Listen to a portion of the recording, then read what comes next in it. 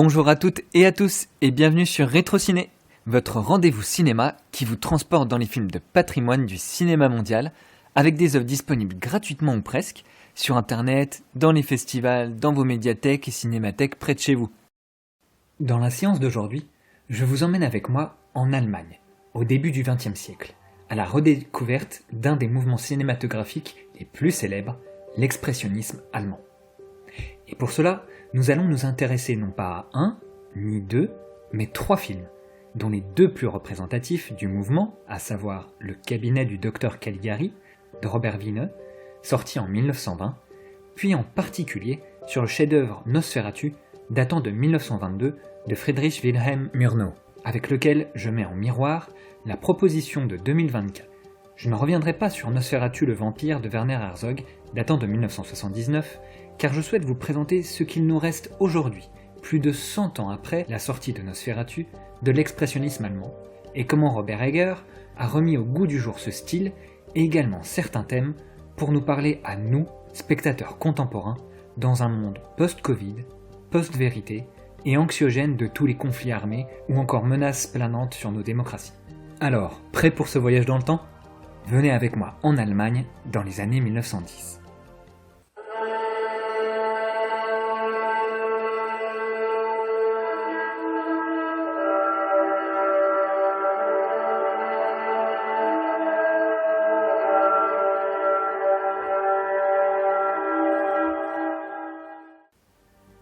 L'expressionnisme allemand est donc un mouvement cinématographique majeur qui est apparu dans l'Allemagne dans les années 1910-1920, notamment pendant la République de Weimar, donc qui a eu lieu de 1919 à 1933.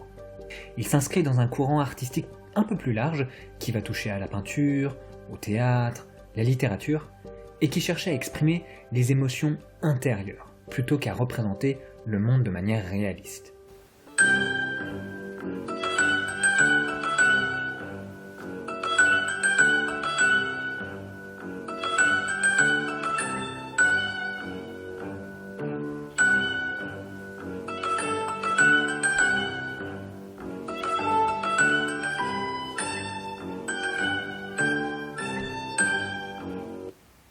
Pour aller plus loin, il faut revenir sur le contexte historique de l'apparition de ce mouvement.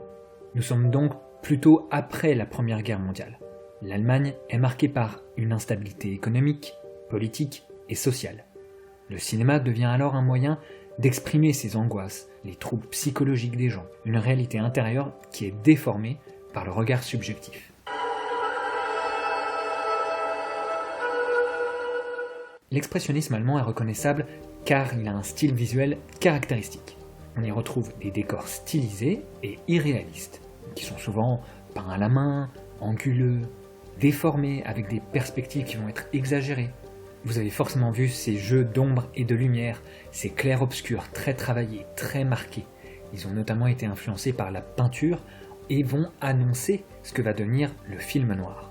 Côté maquillage, on va retrouver quelque chose de plus théâtral, des maquillages donc exagérés, des visages figés, et évidemment, il faut parler de l'ambiance qui se dégage de ces films, avec ce côté très sombre, très étrange, angoissant. En ce qui concerne les thèmes à cette époque-là, on va d'abord aborder ce qui est de la folie, du rêve, cauchemar, de la mort, du double, de l'angoisse existentielle. Les figures d'autorité sont souvent perçues comme oppressives, les médecins, la police, les savants. On a une vision pessimiste du monde, presque parfois cauchemardesque. Au-delà de Nosferatu de Murnau et du cabinet du docteur Caligari de Wiene, on peut également citer Metropolis évidemment de Fritz Lang, sorti en 1927, et encore toujours Fritz Lang avec M le maudit en 1931. Où il va explorer d'autres genres, à savoir la science-fiction, la lutte des classes et une esthétique monumentale avec Metropolis, et M le maudit qui est davantage un film noir, qui est parlant, contrairement aux autres qui étaient muets, qui a toujours une influence esthétique et dans les thèmes. Comme dit précédemment, l'expressionnisme allemand va avoir une influence durable et directe sur le style du film noir hollywoodien, ainsi que le cinéma d'horreur. On va avoir des réalisateurs contemporains comme Tim Burton, Guillermo del Toro et évidemment David Lynch qui vont reprendre certains codes pour les adapter à leur univers. Il faut savoir que de nombreux cinéastes expressionnistes ont fui l'Allemagne nazie et ont poursuivi leur carrière aux États-Unis, ce qui va contribuer à la naissance du style visuel du cinéma américain dans les années 1930 à 1940. Si je me concentre aujourd'hui sur Le cabinet du Dr Caligari et Nosferatu, c'est parce que tous deux sont tombés dans le domaine public. En effet, 70 ans étant passés, voici plus d'un siècle que ces deux films sont sortis, et vous pouvez donc les retrouver au lien que je vous mettrai en description.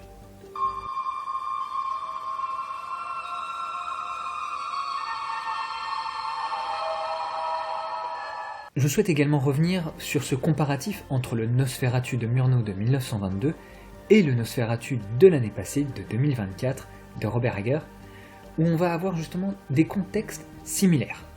On retrouve donc l'Allemagne post-Première Guerre mondiale du côté de la version de 1922, mais pour ce qui est de la version de 2024, nous sommes dans un monde donc post-Covid et anxieux, avec l'arrivée d'un certain populisme, notamment en Europe.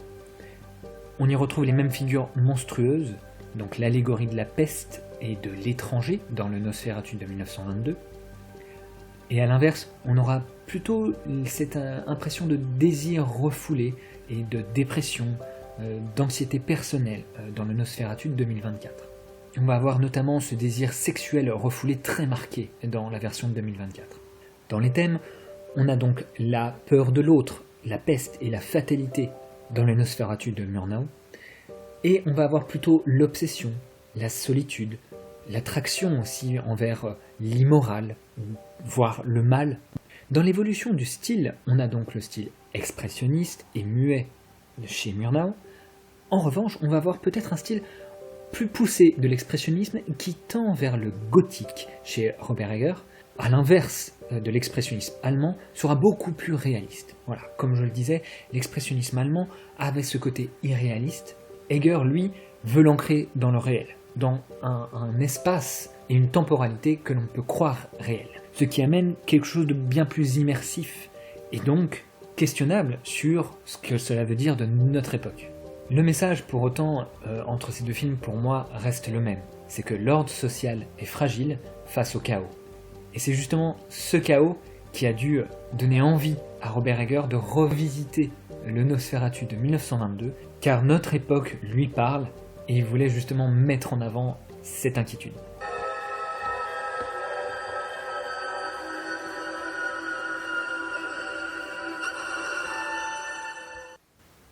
Une question peut-être que certains se sont posées, pourquoi parle-t-on de Nosferatu quand on se rend bien compte des similitudes avec le roman Dracula de 1921 ? Eh bien tout simplement parce que Murnau et sa société de production Prana Film n'ont pas obtenu les droits officiels pour adapter l'œuvre auprès de la veuve de Bram Stoker, Florence Stoker. En l'absence de ces droits, ils ont donc changé les noms. Dracula va devenir Orlok, Jonathan Harker devient Uther, et Mina devient Hélène, et ils vont donc renommer le film Nosferatu Eine Symphonie des Grausen, qui se traduit par la symphonie de l'horreur. Pour autant, Florence Stoker va quand même poursuivre la société de production et Murnau en justice pour la violation du droit d'auteur, et elle va gagner. La décision de justice va même ordonner que toutes les copies du film soient détruites, purement et simplement. Mais heureusement, certaines ont survécu, ce qui a permis au film de devenir un chef-d'œuvre du cinéma muet. Le nom Nosferatu est donc resté comme une sorte de symbole, en fait, différent de Dracula. Il évoque une imagerie qui va être plus gothique allemande, moins peut-être ancrée dans l'Angleterre, ou encore l'Irlande, Bram Stoker étant irlandais. Et elle est associée vraiment à cet expressionnisme et à cette peur qui est plus métaphysique que celle de Dracula. Le comte Orlok, quant à lui, va avoir un statut moins aristocratique et davantage monstrueux, plus animal. Ce qui fait qu'on va être davantage, comme on disait, dans cette sexualisation des personnages. Et son nom serait apparemment un terme roumain qui signifierait vampire, mais son origine est quand même assez floue. Certains pensent que c'est une mauvaise transcription de Nessuferite, qui signifierait insupportable, ou une invention tout simplement d'un autre écrivain, À savoir que, évidemment, Dracula était plus populaire puisque le livre de Bram Stoker était sorti un an avant le film de Murnau.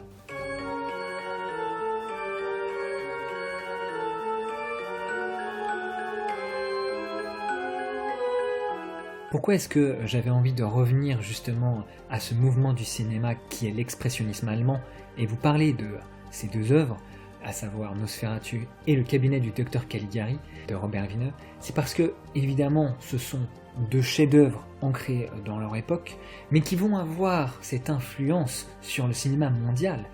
Ce sont vraiment deux œuvres fondatrices pour la suite de ce que va devenir le cinéma, notamment le cinéma d'horreur et tout simplement le langage cinématographique moderne. Donc ces deux œuvres vont montrer qu'on peut également parler de la folie au cinéma, de la peur, du cauchemar.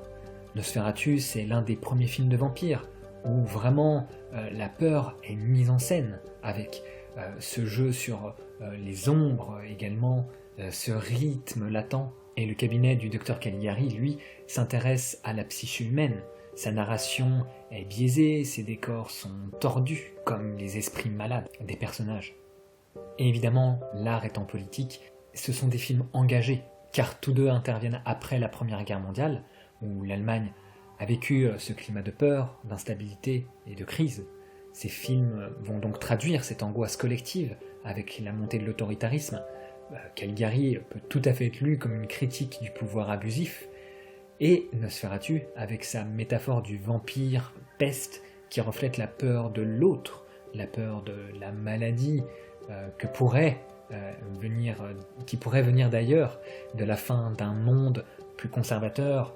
Donc des thèmes qui ont parlé à Robert Egger dans sa nouvelle version de Nosferatu et qui nous parlent à tous aujourd'hui en 2025. Ces films ont donc influencé d'autres chefs-d'œuvre que sont Frankenstein de 1931, Dracula, toujours 1931, mais également des œuvres plus proches de nous, plus modernes, donc Psychose, Shining, Édouard aux mains d'argent. Et pourquoi je pense qu'il est important de les revoir aujourd'hui, c'est justement pour comprendre l'origine d'un certain cinéma entre guillemets de genre, cette science également du montage, l'impact qu'a eu ces films d'un point de vue visuel qui est fascinant, toujours 100 ans après, et dont Robert Egger a encore repris certains gimmicks dans son remake du film de Murnau. Une chose intéressante à la différence de Egger, c'est que les jumpscares n'existaient pas à l'époque de Murnau. Robert Egger va justement les rapporter dans sa version de Nosferatu. On peut se poser la question s'il y en a vraiment besoin. La peur n'a peut-être pas besoin de ces jumpscares. Et surtout, évidemment, c'est pour ces questions qu'on devra encore se poser aujourd'hui, qui sont toujours actuelles. Qu'est-ce que le mal? Où se cache la folie? Que faire face à la mort? Et que faire face à la montée de l'autoritarisme? Je vous invite donc à retrouver ces deux chefs-d'œuvre sur la chaîne YouTube que je vous mets en description. Il s'agit de la chaîne Les Classiques, où vous retrouverez d'autres œuvres justement libres de droit en toute légalité. Et je vous souhaite donc une excellente séance.